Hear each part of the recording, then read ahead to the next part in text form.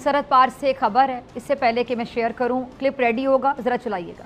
आज 2014 के बाद का हिंदुस्तान घर में घुसकर मारता है। कल भारत की पार्लियामेंट के अंदर वजीर आजम नरेंद्र मोदी ने ये कहा कि हम पाकिस्तान के अंदर घुस के मारेंगे, एयर स्ट्राइक करेंगे, सर्जिकल स्ट्राइक करेंगे। और ये कहा किसको? ये कहा ऑपोजिशन को। मैं बताती हूँ कि मोदी और उसके जो बुलुंगड़े हैं उन्हें आग किस बात की लगी है। राहुल गांधी ने भारतीय पार्लियामेंट में खड़े होकर इस्लाम की अमन पसंदी और कुरानी तालीमात का हवाला दिया और इन इंतहा पसंदों को कहा कि कुरान ये कहता है कि पैगंबर इस्लाम की तालीमात हैं कि खौफ को ख़त्म करो और डरो मत। बस फिर क्या था, मोदी जी की तो बस हो गई। बहुत लोगों को इंतजार था कि मोदी जी कब अपने ओरिजिनल फॉर्म में आएंगे। वहां पर बहुत लोगों का इंतजार कल खत्म हो गया।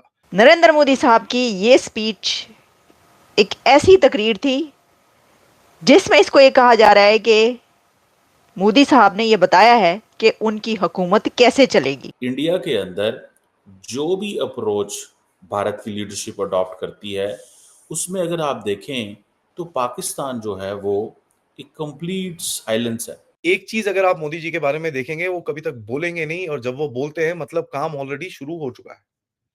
सो बड़ा ही इंटरेस्टिंग गेम रहेगा जिस तरह से ये आगे जाएगा। क्या किसके ऊपर कहां पर बटन दबाया जाएगा, ये हम आगे जाके देखेंगे। नमस्कार, जय हिंद दोस्तों अब पीएम मोदी पूरे पावर के साथ मूड में वापस आ चुके हैं, जहां पर पीएम मोदी ने संसद में खड़े होकर तकरीबन 2.5 घंटे स्पीच दी है, जिसमें पीएम मोदी ने विपक्ष के साथ साथ पाकिस्तान को भी लपेटे में ले लिया है। पीएम मोदी ने कहा कि 2014 के पहले आतंकी देश पर हमला करते थे, लेकिन 2014 के बाद का भारत घर में घुसकर मारता है। वो एयर स्ट्राइक करता है और सर्जिकल स्ट्राइक करता है। पहले धारा 370 का वो जमाना था, सेनाओं पर पत्थर फेंके जाते थे। हम लोग निराश होकर कहते थे कि अब जम्मू कश्मीर में कुछ नहीं हो सकता, लेकिन 370 की दीवार गिरी और मजबूत लोकतंत्र की स्थापना हुई है, जिसको लेकर अब पाकिस्तान में भी चर्चाएं तेज हो गई है। जहां पर भारत को दिन रात कोसने वाली पाकिस्तान की न्यूज एंकर डॉक्टर फिजा खान बौखला गई है और राहुल गांधी को अपना बाप बोल रही है। तो आइए दोस्तों, इसी पर आगे पाकिस्तानी मीडिया का रिएक्शन देखते हैं। कल भारत की पार्लियामेंट के अंदर वजीर आजम नरेंद्र मोदी ने ये कहा कि हम पाकिस्तान के अंदर घुस के मारेंगे, एयर स्ट्राइक करेंगे, सर्जिकल स्ट्राइक करेंगे। और ये कहा किसको? ये कहा ऑपोजिशन को, और कहा कि हम ऐसे डील करते हैं चीज़ों को, ये हमारी पॉलिसी है। सो इंडिया के अंदर जो भी अप्रोच भारत की लीडरशिप अडॉप्ट करती है, उसमें अगर आप देखें तो पाकिस्तान जो है वो एक कंप्लीट साइलेंस है। कुछ भी आप बोल रहे हैं, आप कुछ भी पाकिस्तान के बारे में बोले इंडिया के अंदर, पाकिस्तानी नहीं बोलते। इसकी क्या वजह है? हम क्यों समझते हैं कि हमें जो है वो ये हमारी खामोशी जो है वो बहुत अच्छे रिजल्ट लेके आएगी? ये एक सवाल है। और वो भी जब पाकिस्तान के अंदर एक पार्लियामेंट मौजूद है, जब पाकिस्तान के अंदर इलेक्शंस हो चुके हैं, जब पाकिस्तान के अंदर एक वज़ीर आज़म मौजूद है। क्या एक पार्लियामेंट में की हुई बात का पार्लियामेंट को जवाब नहीं देना चाहिए? या कि पाकिस्तान ये समझना शुरू हो चुका है कि इंडिया शुरू से एक ही बात कर रहा है, और वो ये है कि वो पाकिस्तान के बारे में ये बातें करते रहते हैं फॉर देयर पॉलिटिकल नीड्स। लेकिन अगर ये पॉलिटिकल नीड्स के लिए भी हैं तो देन भी इसके ऊपर बात होनी चाहिए। मिसाल के तौर पे मैं देख रहा था कल अमेरिकी स्टेट डिपार्टमेंट के अंदर सवाल किया गया, और सवाल किया गया भारत और पाकिस्तान के हवाले से, और सवाल किया गया बायलैटरल रिलेशंस के ऊपर। तो जो स्पोक्स पर्सन थे उन्होंने कहा कि इंडिया और पाकिस्तान जो है वो अपने ताल्लुकात कैसे लेके चलना चाहते हैं, ये उन पे डिपेंड करता है। सो क्वेश्चन ये है कि दोनों मुल्क जो हैं, भारत हो या पाकिस्तान हो, इसमें कोई थर्ड मुल्क नहीं पड़ने वाला। कोई पीस टॉक्स होनी है, कोई डायलॉग होना है, कोई डिस्कशन होनी है, कोई इंगेजमेंट होनी है, कोई मुल्क इसमें नहीं आने वाला। अगर अमेरिका भी खामोश है तो आप अंदाजा कर लें कि कौन ऐसा मुल्क हो सकता है जो बोलता होगा। एक तरफ यूनाइटेड नेशंस है जो पाकिस्तान को कह रही है कि इंटरनेशनल लॉ की वायलेशन कर रहे हैं कि आप अपने मुल्क के पॉलिटिशियंस को जेलों में डाले हुए हैं। एक तरफ यूनाइटेड नेशंस है जो इंडिया के जो बिजनेस प्रैक्टिसेस हैं और वहाँ पे जो ह्यूमन राइट्स की जो कंप्लायंस है उसकी तारीफें कर रही है। दुनिया हमें कैसे देख रही है और दुनिया भारत को कैसे देख रही है, दोनों बिल्कुल डिफरेंट चीजें हैं।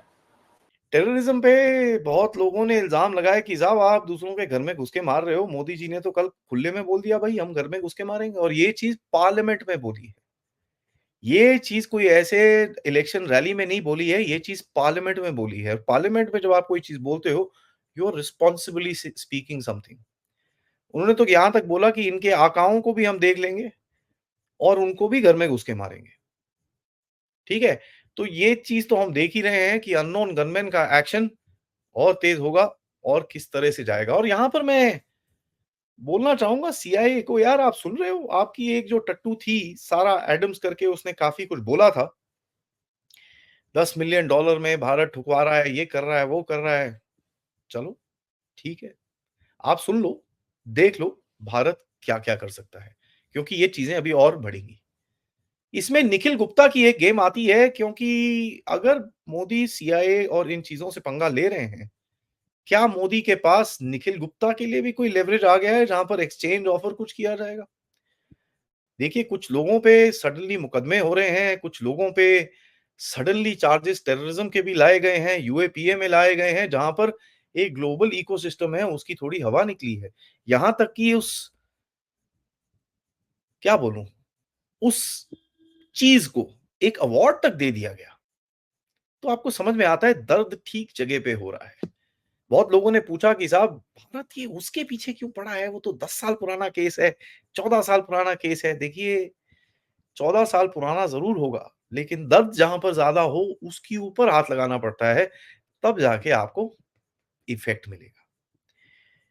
देखिए, वेस्ट की वैसी हालत खराब है, मोदी साहब रशिया जा रहे हैं और वेस्ट एक नैरेटिव बनाने की कोशिश कर रहा है, नहीं नहीं नहीं, एक्चुअली मोदी जा रहा है ना क्योंकि चाइना से डरा हुआ है, इसलिए मोदी वहां पर जा रहा है।